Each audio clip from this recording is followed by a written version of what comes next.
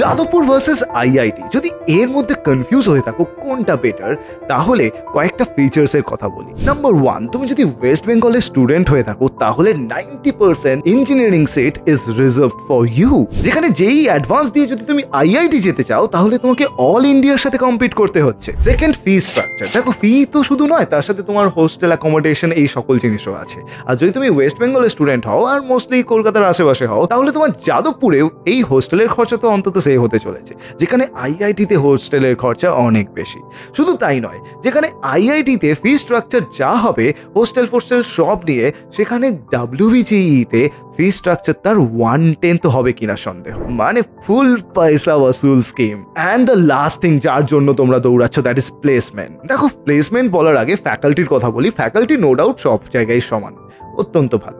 কিন্তু প্লেসমেন্ট যদি বলো, আমাদের ট্র্যাকিং রেকর্ড হিসাবে আইআইটি থেকেও যাদবপুর নাকি বেশি হাই প্যাকেজের প্লেসমেন্ট পেয়েছে। দিন যদি তুমি ওয়েস্ট বেঙ্গলের স্টুডেন্ট হও, প্লেসমেন্টের মোটিভে চাও, আর ডাব্লিউবিজেই শুধু দিয়ে যাদবপুরে আসতে চাও, অবভিয়াসলি ভালো রেজাল্ট করতে হবে, ভালো র্যাঙ্ক করতে হবে, তাহলে যাদবপুরে চলে যাও। তবে হ্যাঁ, মাঝে মধ্যে ওখানে একটু ধোঁয়া ওড়ে, তো সেখান থেকে সাবধান। তবে তোমাকে আজকে যেটা কম্পারিজন বলবো,